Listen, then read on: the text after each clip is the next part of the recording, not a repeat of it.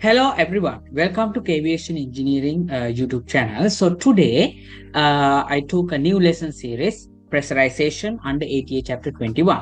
So if you are new to this channel, I'm Keshara Vikramsinghe, and in this series I'm going to teach you about the aircraft pressurization system. Okay, so if you still not subscribe my YouTube channel, please subscribe. And also if you have any questions, just comment below, and also share this video and share this YouTube channel with your friends, relatives, and anyone who like aviation. All right, so no need to talk a lot. Let's go to the lesson.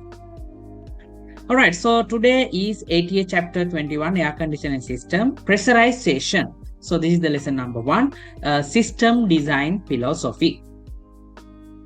All right, so you can see the screen, right? See, this is the ADIRU 1, 2, 3, and this is the flight management guardian system, guardian computer, and this is the outflow valve, 2 safety valves over there, right? So this is the CPC, cabin pressure controller 1 and 2, right? This is the auto mode, and this is the manual mode. Okay, so in this lesson we'll highlight the concept of pressurization system design philosophy. All right. Okay, so the first one is general. Okay, you can see the outflow valve, right? So this is the actual view of outflow valve in the aircraft, right? So these are the controls, and this is the outflow valve. Okay, so the pressurization system ensures the cabin altitude safe and compatible with crew and passenger comfort. Okay, so the pressurization is performed by controlling the amount of air discharged overboard through one outflow valve. Remember, the pressurization inside the aircraft is performed by controlling the amount of air discharged overboard through the one outflow valve. This is the outflow valve. All right. So now the design philosophy. Okay, you can see this one, the cabin pressure controller 1, cabin pressure controller. So this is the live view of cabin pressure controller. This is situated in the avionics bay, right? So the system has 2 identical and independent automatic controls. These are the 2 controllers, right? 2 identical and independent automatic controllers. So only one controller operates at one time. So in automatic mode, one controller is operate at only one time. So, and the other is in active standby. It means if there's something happened to one and then it's moved to the other one, it means the other one is in active standby. All right. So now in normal conditions, the system operation is fully automatic. Remember, in normal condition, the system the operation is in fully automatic. And the automatic cabin pressure control operation is dependent on programmed control loads and informations from the flight management guardians computers and air data initial reference units. All right. So remember, the automatic cabin pressure control operation is depending on programmed control loads, and also informations come from ADIRUs 1, 2, 3, and FMGC 1, 2, right? So you can see the informations come here, right? Okay, this is in the auto mode, right? And next one, see, the manual mode permits for pressurization control in case of failure of both automatic system. Remember, if there is a failure in one automatic system, then it is transferred to the other one. Because why? If one is active, the other one is active standby mode. But if these 2 are failing, then the manual mode permits for pressurization control. Right? So the cabin altitude can be manually controlled by operating the outflow valve in manual mode. Remember, the cabin altitude, inside the cabin altitude can be manually controlled, right? Can be manually controlled by operating the outflow valve in manual mode. Okay. All right, so now let's go to the safety valves. 2 safety valves are situated inside the aircraft, right? The 2 safety valves are installed on the aft pressure bulkhead to prevent excessive positive and negative differential pressure. Remember, what is the purpose of the 2 safety valve is to prevent the excessive positive and the negative differential pressure.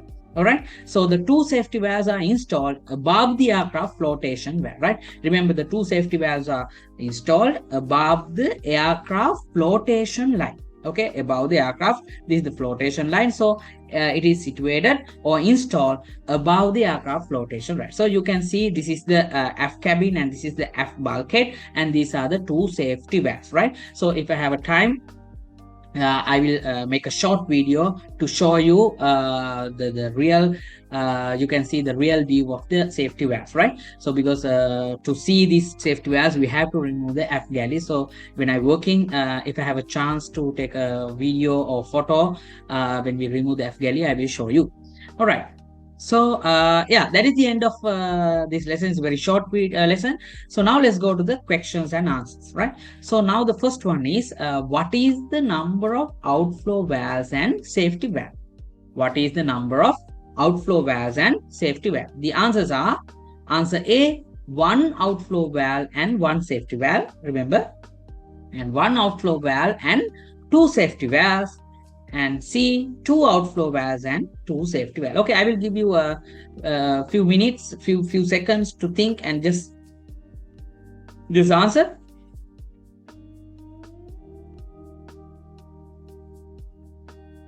All right, so the answer is, what is the answer? Answer B, one outflow valve and two safety valves, right?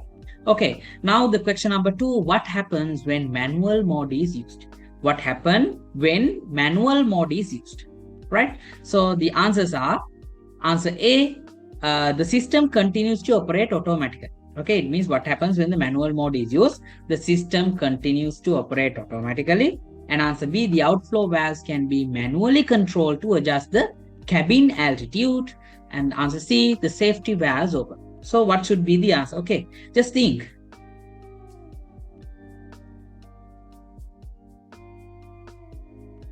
All right, the answer is answer B. The outflow valve can be manually controlled to adjust the cabin altitude. All right, so this is the last question. What is the purpose of the safety valve? What is the purpose of the safety valve? The answers are, answer A, to avoid negative differential pressure, and answer B, to replace the outflow valves, and answer C, to prevent excessive positive and negative differential pressure. So what should be the answer?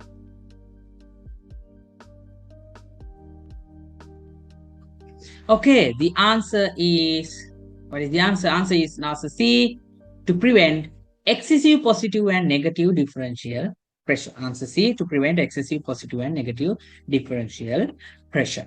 All right, so that is the end of this lesson. This is very short lesson about the pressurization, lesson number 1. So thank you for participating in this lesson. So next lesson you will learn about the system presentation under pressurization. So this should be the lesson number, this will be the lesson number 2. So stick with this series also. If you still miss the zone temperature control under ATA chapter 21 air conditioning, please check my comment, the description. I will put the link regarding the playlist, so you can check and you can watch these videos. And also if you want to learn about the EASA examinations, like examination preparations lessons like mathematics and I still did the mathematics and aerodynamics, so you can check it out, these lessons also. So yeah, that's the end of this lesson. So if you still not subscribe, again I will tell, please subscribe. It will be a motivations for me. And also you can share these videos with your friends and family members or any relatives. And also please share these videos, or please share this link with your social media networks like Facebook, Twitter, anything, right? Okay, so again, thank you for joining this video, and we will meet on next video. For you, have a good day.